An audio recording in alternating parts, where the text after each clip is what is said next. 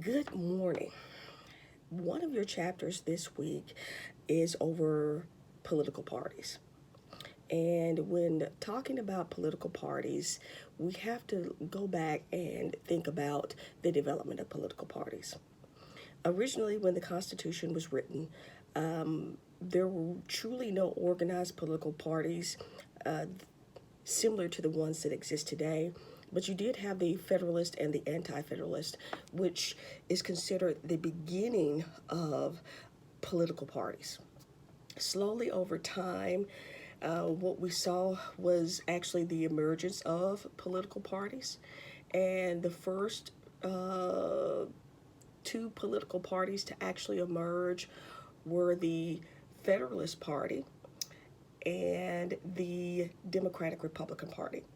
And remember, both of these parties emerged as a result of conflicts in political approaches between Alexander Hamilton and Thomas Jefferson. Now, the interesting thing is that eventually, at some point, the Federalist Party will fade away. Republican Party, developed by Jefferson, also will fade away. And that party fades away once, excuse me, Andrew Jackson is elected as the presidential candidate for the Democratic Party. And the new Democratic Party, the party that we know of today as being associated as the Democratic Party, actually emerges. Now, the Republican Party we know today really does not emerge until the election of Abraham Lincoln. Lincoln runs as a Republican, and when Lincoln wins the presidency in 1860, the two political parties after the election of Lincoln that will dominate politics will be our current Democratic Party and our current Republican Party. Yes, they will manifest over time, they will change philosophies, they will embrace different concepts, but once Lincoln is elected, the two political parties that began to dominate politics, and they still do that today, is the Democratic Party and the Republican Party. Now, this is the interesting thing about parties. A lot of people like political parties, a lot of people don't like political parties. But political parties do serve a major purpose. At the very beginning of your chapter, it talks about the functions of political parties. One of the functions it talks about is recruiting candidates for public office.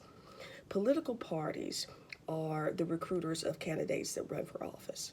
A lot of people would not run for office without being recruited by a political party. So the candidates that we have to select from are actually candidates that have actually been recruited by political parties. And when they recruit these candidates, they're looking for candidates that meet certain characteristics. Not only do they want them to actually meet the beliefs and ideals of their party, but they also want those candidates to be electable. They want to be able to win. Because the goal of political parties, if you learn nothing else out of this chapter, is that political parties want to control government.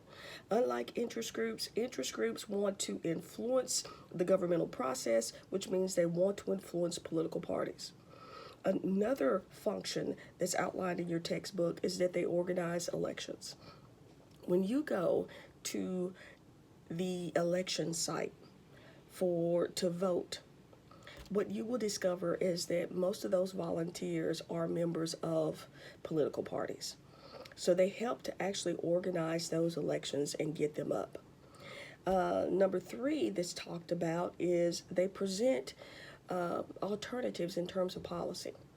Regardless of whether or not you like the Democratic or the Republican Party, both of them are very distinct in terms of their individual beliefs about fiscal policy, about social policy. So they give us a reason to actually start thinking about things. And there are other third parties out there that also help.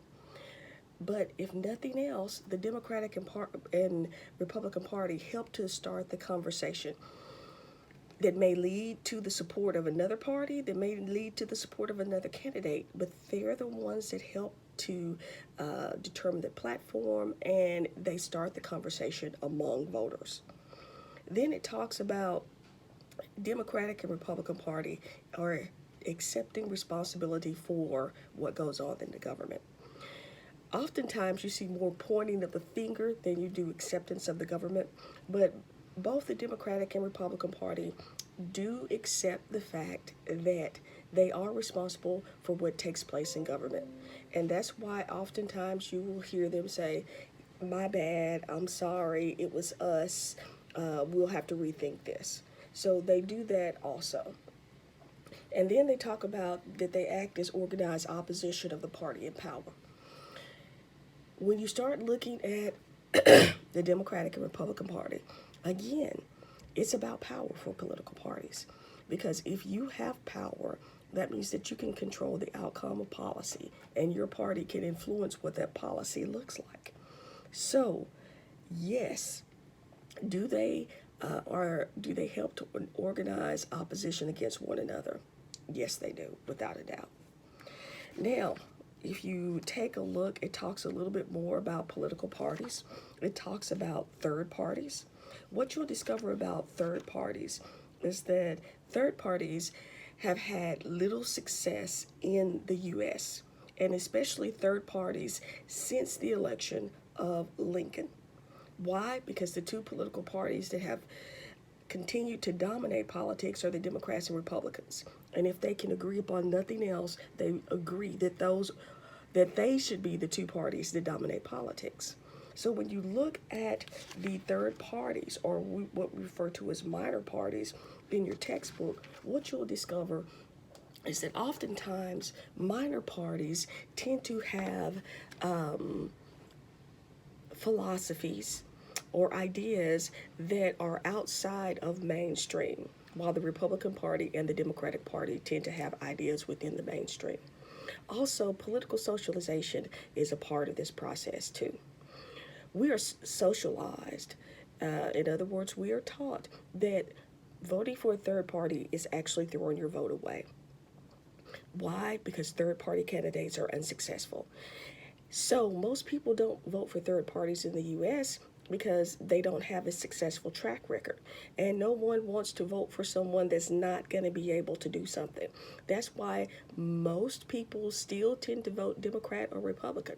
You do have individuals that vote for third parties, but most people feel, again, that they're throwing their vote away. Also, third parties do not tend to be successful because it's hard for them to raise money. Oftentimes, their political candidates that they run for office are unknown.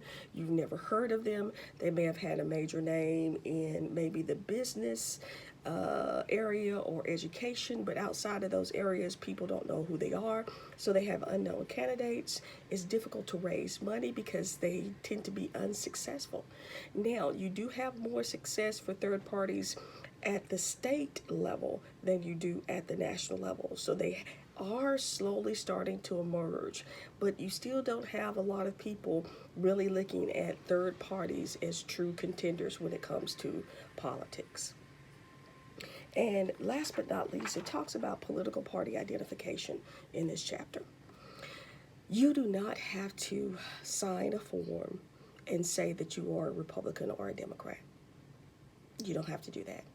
Most people simply identify themselves as a Democrat or a Republican.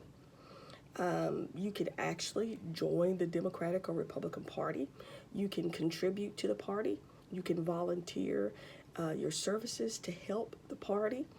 But you do not necessarily have to have a card in your back pocket saying, I'm a Democrat, I'm a Republican. That you don't have to do. And the interesting thing is that if you look at your textbook and you look at the graph, I think it's on page 230, what you will notice is that there has been a steady decline in terms of people identifying themselves as Democrats and Republicans. And what has taken place is that more people are starting to classify themselves as independents. Now, why is this important? Because if you're an independent voter, that means that you're splitting your vote. That means that you're voting for people from both the Democratic and Republican Party. While typically, if you identify as a Democrat, you'll vote all Democrat candidates, and if you are Republican, then you'll vote all Republican candidates. Now, the Democratic and Republican parties don't like this movement toward an increase in the number of independent voters, because that means that they're declining in influence and power, and that it's possible for a third party, if they get the right candidate, they have the right platform, and they can raise the money to actually contend with the Democratic and Republican Party. So they're a threat to their power. But what we're going to continue to see is a continued growth in independence. And the reason for that is that as this generation identifies as independents, they're going to hand this same philosophy down to their children. And that is what we see. Political party identification is heavily influenced by parents. Most children will identify as a teenager with the party or the political philosophy of their parents. As they get more education, that may change, but the parents still influence that. And so right now, since we have a huge number, 43% of the population actually classifying themselves as independents, that means we will see an increase over time. Now, make sure that you read about tipping. That's very interesting.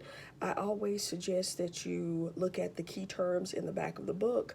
If you want any additional resources, anything to read, look at the additional resources in the back of the chapter. They give you websites and books that you could read if you find this chapter to be interesting. Remember, if you have questions, please email me. My email has currently changed. It is Neil, the number 1, at nwacc.edu. So you can mail me there and I'll receive your email. Do not email me at nwashington@nwac.edu. That is no longer my email. Again, if you have questions, feel free to email me. Feel free to text me. And if you ever run into any type of hiccup, please text me. Let me know.